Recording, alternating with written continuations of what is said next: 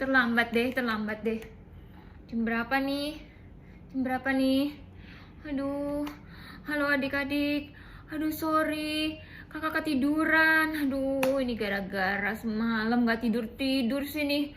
Aduh, kebanyakan main game, kebanyakan nonton. Aduh, jangan begitu ya adik-adik ya. Aduh, sekarang jadinya kesiangan. Oh, masih ngantuk. Udah gak boleh ngantuk lagi. Ini kan hari Minggu, ya kan? Kita ada sekolah minggu online. Ayo, digerakin badannya. Udah gak boleh ngantuk lagi. Ngomong-ngomong soal tidur adik-adik. Rasanya kita memang harus cukup tidur ya. Karena ternyata adik-adik, kalau adik-adik gak tidur, itu mengganggu pertumbuhan loh.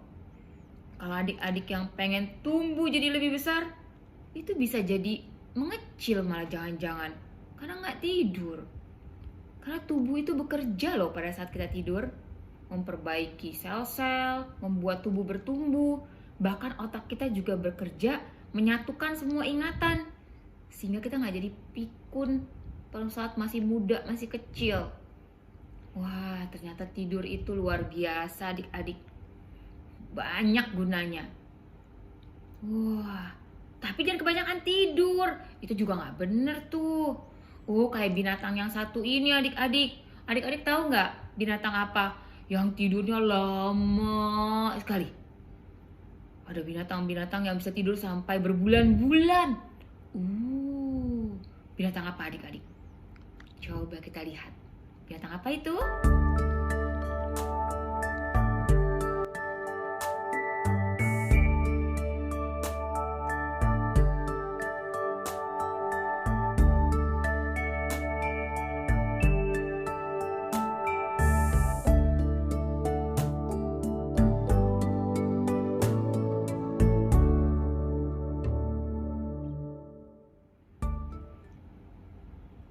Betul, itu beruang. Tapi dia tidurnya bukan sembarangan. Karena pada saat musim dingin, dia berusaha menghemat energi. Lalu dia tidur sampai bisa berbulan-bulan loh. Bisa 3 bulan, 4 bulan. Tapi ada juga binatang yang banyak banget tidurnya setiap hari. Bisa sampai 22 jam sehari. Binatang apa? Coba adik-adik ayo tebak. Binatang apa yang tidurnya banyak banget? Sehari bisa sampai 22 jam. Wah, tukang tidur banget nih binatang. Coba tebak. Yuk kita lihat binatang apa itu.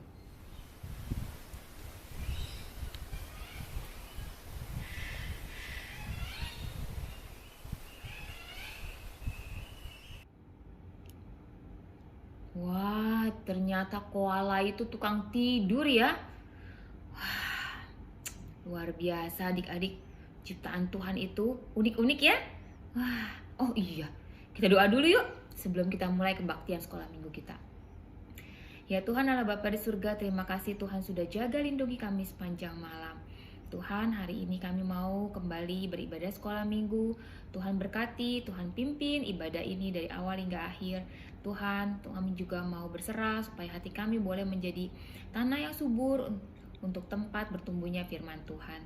Terima kasih Tuhan, Tuhan juga mohon ampuni dosa dan kesalahan kami. Terima kasih Tuhan Yesus, dalam nama Tuhan Yesus Kristus kami berdoa dan mengucap syukur. Amin. Wah, kita udah seger ya, udah gak ngantuk lagi. Kita dengar pujian yuk. Kita mau ucap syukur dulu dong sama Tuhan pertama-tama. Tuhan sudah jaga lindungi kita sepanjang malam. Yuk kita dengerin pujiannya. Holy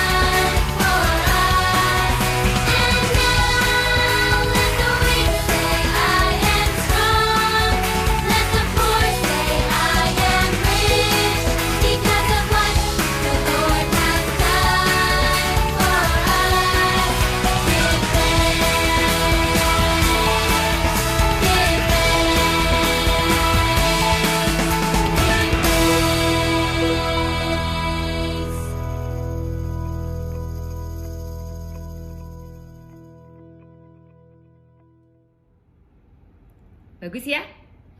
Keren emang. Kita juga harus ini ya, memuji Tuhan setiap hari, bukan cuma pada saat lagi sekolah minggu aja. Ya, setiap hari juga kita bisa memuji Tuhan. Menyanyi ya. Dalam hati juga gak apa-apa kok ya. Tuhan gak pikir, suaranya jelek banget. Enggak, semua Tuhan dengar. Ya. Nah, sebelum kita masuk lebih jauh lagi, kakak mau bahas lagi dong tentang tidur. Ternyata adik-adik, selain binatang yang tukang tidur, ada juga loh binatang yang gak tidur-tidur. Apa ini, binatang main game ya tiap hari ya. HP-nya mesti disita nih binatang-binatang ini. Binatang apa aja sih adik-adik? Coba kita lihat yuk.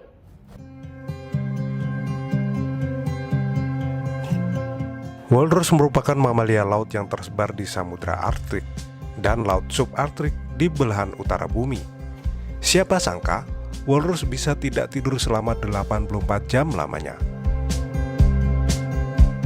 84 jam tanpa tidur semenit pun itu tak hanya digunakan untuk bermalas-malasan, tetapi mencari makanan di laut.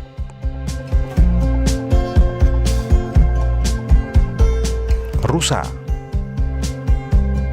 Dalam waktu 24 jam, rusa hanya membutuhkan waktu sekitar 3 jam untuk tidur.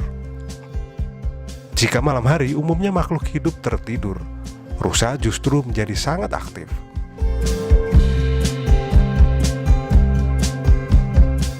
Kuda. Kuda nggak cuma dikenal karena kemampuannya tidur berdiri, tetapi rentan waktu yang dihabiskan, rupanya kuda hanya membutuhkan waktu selama 2,5 jam saja untuk tidur di malam hari. Umumnya kuda akan tidur 15 menit sekali.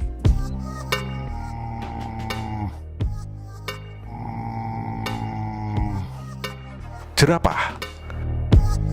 Jerapah bisa bertahan seharian dengan rentang waktu tidur 2 jam saja dalam sehari. Sama seperti kuda, jerapah juga membagi jumlah waktu tidurnya dalam beberapa menit.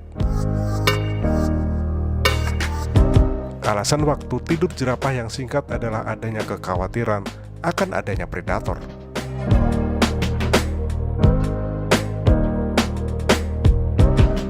Gajah. Gajah ternyata tak butuh waktu banyak untuk tidur. Cukup 3 hingga 4 jam saja setiap malamnya. Domba. Domba selalu bersama-sama dengan kelompoknya, termasuk tidur. Dalam semalam, domba hanya membutuhkan waktu tidur kurang dari 4 jam.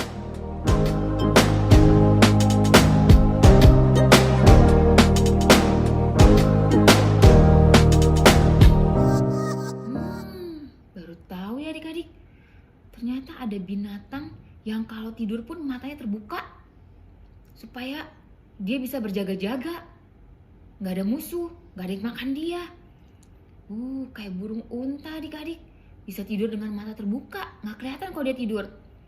Anjing laut dan paus juga ternyata tidurnya sedikit ya.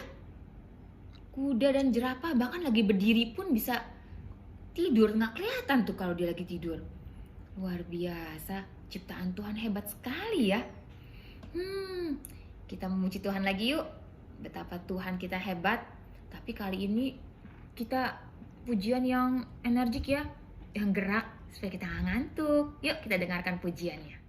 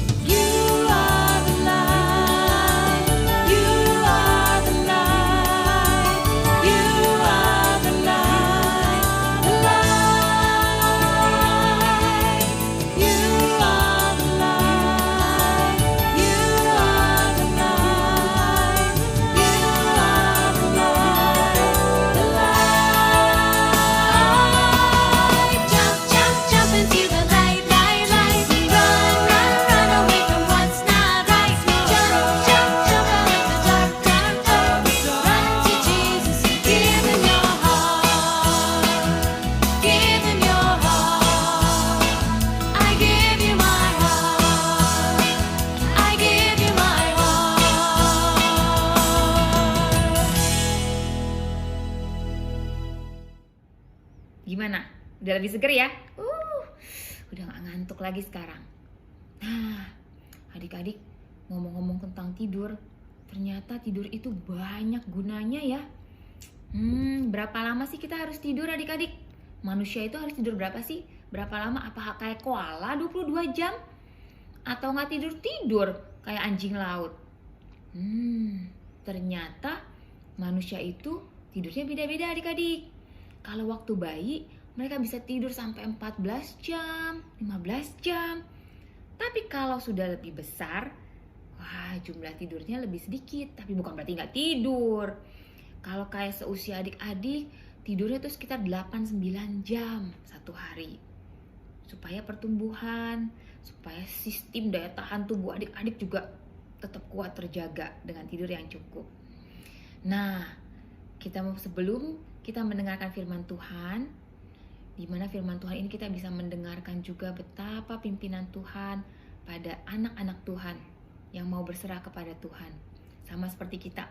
Kalau kita mau berserah kepada Tuhan dan untuk biarkan Tuhan memelihara hidup kita, Tuhan juga akan jaga lindungi kita. Kita dengarkan firman Tuhan, tapi sebelumnya kita dengarkan dulu pujian yang berikut ini.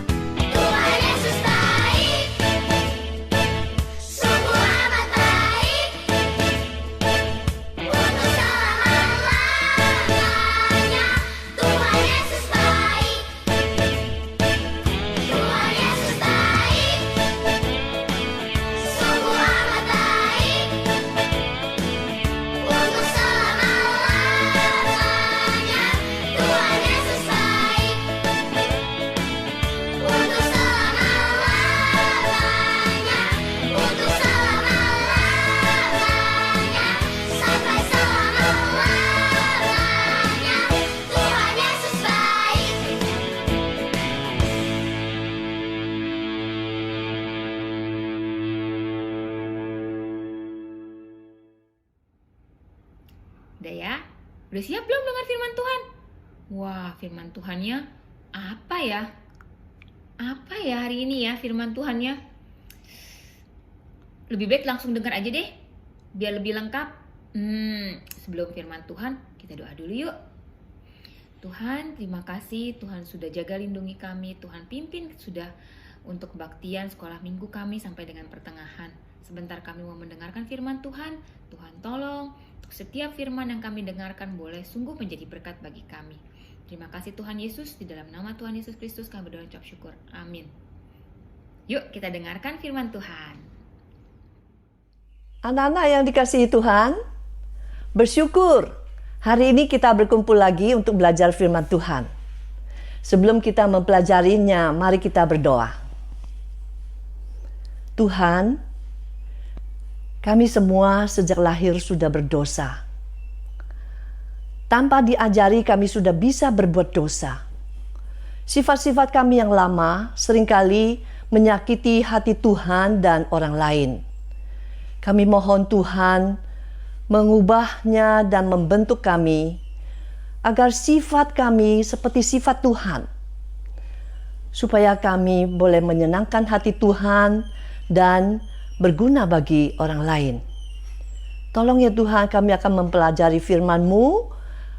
Berikan kepada kami pengertian agar kami memahaminya. Dalam nama Tuhan Yesus kami berdoa. Amin. Ada sebuah cerita fabel, yaitu cerita tentang dunia binatang.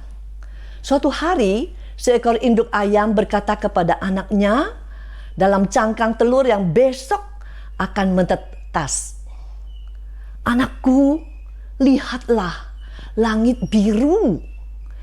Lihat, melati putih, daun-daun hijau. Semuanya indah. Itu ada pelangi dan burung-burung berterbangan. Oh, Mama bohong. Yang kulihat semuanya gelap, tidak ada apa-apa, kata anak ayam dalam telur. Induk ayam berkata lagi, ini ada makanan enak, pasti kau suka. Ah, bohong. Saya tidak merasakan apa-apa, kata anak ayam. Esok hari pun tiba. Anak-anak ayam menetas. Mereka mulai terbuka matanya. Anak ayam berkata, Mama benar. Ada langit biru, melati putih, dan daun-daun hijau. Banyak lagi. Kemudian anak ayam disuapi ibunya makanan. Lalu anak ayam berkata, benar, makanan itu enak dan kicauan burung itu indah. Itu karena lidah dan pendengaran anak ayam itu sudah berfungsi dengan baik. Anak-anak, orang yang belum percaya Yesus seperti dalam kegelapan. Tidak tahu apa perbuatan yang baik dan tidak dapat berbuat apa yang benar. Hari ini kita akan mengenal seorang yang bernama Yohanes. Dia adalah murid Yesus. Sebelum ia diubahkan oleh Yesus, pikirannya, perkataannya, dan perbuatannya seperti orang dalam kegelapan. Tidak bagus. Mari kita membaca Matius pasal 4 ayat 21 hingga 22. Dan setelah Yesus pergi dari sana, dilihatnya pula dua orang bersaudara, yaitu Yakobus, anak Zebedius, dan Yohanes saudaranya.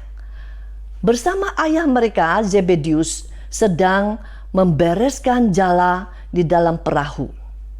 Yesus memanggil mereka, dan mereka segera meninggalkan perahu serta ayahnya, lalu mengikuti Yesus. Ayat ini memberitahu kepada kita bahwa Yohanes adalah anak Zebedius. Ia mempunyai seorang saudara bernama Yakobus. Rupanya mereka dari keluarga nelayan. Suatu hari Tuhan Yesus berjalan di pantai Galilea, melihat Yohanes dan saudaranya sedang bekerja.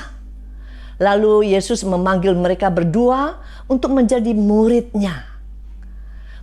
Mereka pun segera ikut Yesus. Wah, bangga sekali. Dari nelayan bisa jadi murid Yesus. Pada awal mengikut Yesus, Yohanes masih membawa sifat lamanya, yaitu egois. Dia melihat Yesus menyembuhkan orang sakit, mengusir setan, dan meneduhkan angin taufan dengan kuasa yang besar dan dahsyat. Dia mengira Yesus akan menjadi raja di dunia ini. Maka Yohanes bersama Yakobus, saudaranya, minta agar Yesus memberi kedudukan di sebelah kiri dan kanan Yesus nanti saat Yesus menjadi raja. Ke-10 murid Yesus yang lain mendengar begitu, mereka menjadi marah. Ya. Karena Yohanes dan Yakobus itu hanya mementingkan diri sendiri. Yesus berkata, orang mendapat penghargaan bukan karena ia minta, tapi karena ia layak menerimanya. Seperti seorang murid sekolah. Dia juara 1 di kelas bukan karena dia minta, tapi karena dia layak menerimanya. Sebab itu ia belajar lebih tekun dari murid yang lain.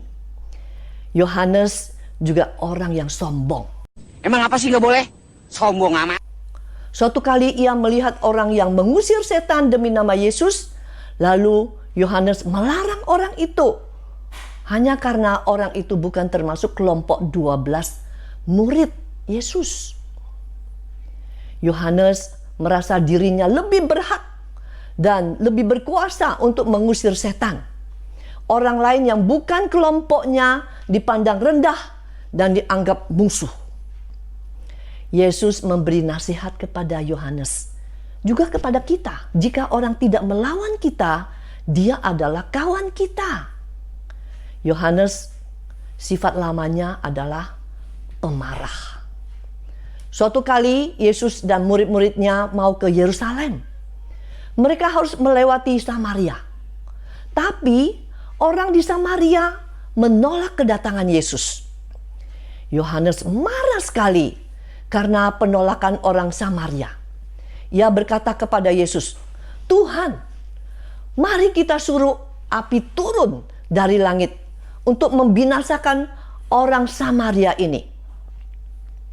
Sifat pemarah dan berangasan Yohanes membuat dia dijuluki Boanerges, yang artinya guru atau halilintar. Yesus tentu tidak setuju dengan usul Yohanes. Bahkan Yesus menegur dia yang mau membinasakan orang. Karena tujuan Yesus datang ke dunia adalah untuk mencari dan menyelamatkan yang hilang. Sekalipun Yohanes sifatnya egois, sombong, dan pemarah, namun Yesus tidak membuang dia. Yesus melihat dalam diri Yohanes ada gambar dan peta Allah, sehingga tetap mengasihi dia dan mau mengajar dan membentuk dia. Benar, selama 3,5 tahun Yohanes mengikut Yesus. Ia banyak belajar dan mengalami perubahan.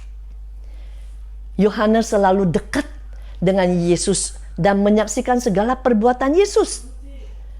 Menyaksikan Yesus menyembuhkan ibu mertua Petrus. Melihat Yesus membangkitkan putri Yairus yang sudah meninggal. Yesus berubah wajah di atas sebuah gunung. Yohanes juga ada di sana. Ia juga menyaksikan pergumulan Yesus yang berdoa di dalam Taman Getsemani. Sekalipun Yohanes melarikan diri saat Yesus ditangkap, namun ia tetap mengikuti dari belakang, mau menyaksikan apa yang terjadi atas diri Yesus. Saat Yesus terpaku di atas kayu salib, Yohanes bahkan berdiri di samping salib Yesus. Yesus melihat Yohanes di samping salib. Ia menitipkan ibunya, minta Yohanes memelihara ibunya. Setelah Yohanes mendapat kabar dari Magdalena bahwa Yesus sudah bangkit, maka Yohanes dan Petrus pergi ke kuburan menyaksikan kubur Yesus yang kosong. Kebangkitan Yesus membawa perubahan besar bagi Yohanes, bahkan ia mengalami perubahan total. Yohanes dari sifat egois menjadi orang yang mempeduli orang lain. Dia memelihara Maria, ibunya Yesus, hingga akhir hayatnya. Yang tadinya sombong menjadi orang yang rendah hati. Waktu menulis kitab Injil Yohanes, ia selalu menyembunyikan namanya. Dari sifat pemarah menjadi orang yang penuh kasih. Dari surat 1, 2, dan 3 Yohanes yang dia tulis menjelaskan secara panjang lebar tentang kasih. Sehingga ia pun disebut Rasul Kasih. 1 Yohanes pasal 4 ayat 7, Rasul Yohanes mengatakan, "Saudara-saudaraku yang kekasih, marilah kita saling mengasihi. Sebab kasih itu berasal dari Allah. Dan tidak ada orang yang mengasihi jika dia tidak lahir dari Allah dan mengenal Allah." Anak-anak, jika kita mau menjadi orang yang memuliakan Tuhan dan berguna bagi orang lain, maka kita perlu terus belajar kepada Tuhan dan dibentuk Tuhan. Mari kita berdoa. Tuhan Yesus, kami berterima kasih. Engkau telah mencari dan menyelamatkan kami. Kami dalam kehidupan sehari-hari ingin menjadi anak-anak yang memuliakan nama Tuhan, bukan mempermalu Tuhan. Kami ingin selalu dekat dan belajar dari firman-Mu, supaya kami semakin bertumbuh dalam iman kami. Kami menyerahkan hidup kami untuk dipakai Tuhan, supaya melalui hidup kami, orang lain tertarik untuk percaya kepada Yesus. Dalam nama Tuhan Yesus kami berdoa. Amin. Udah didengarkan? Bener ya? Dengerin loh, bukan cuma denger lalu masuk dari kuping yang sini, keluar dari kuping yang sini loh. Dari kuping sini masuk lalu ke hati disimpan, ya, lalu menjadi berkat, memimpin adik-adik setiap hari supaya semakin menyerupai Tuhan. Gak berasa, tahu-tahu udah selesai aja gitu kebaktian sekolah minggu kita. Wah, habis ini ngapain ya? Apa tidur lagi ya? Oh no. Udah waktunya beraktivitas ya adik-adik ya. Yang belum sarapan, sarapan yuk. Yang sudah sarapan, mungkin bisa melakukan kegiatan yang lain. Apa menggambar, membaca, atau ngobrol-ngobrol sama papa mama, adik kakak. Ya, kita lakukan sesuatu yang berguna. Yuk adik-adik, kita lanjutkan sepanjang hari ini dengan sesuatu yang memuliakan nama Tuhan dan boleh menjadi berkat bagi orang lain. Sampai ketemu adik-adik di minggu depan. Tetap sehat, tetap bahagia, dan tetap berserah kepada Tuhan. Sampai jumpa adik-adik.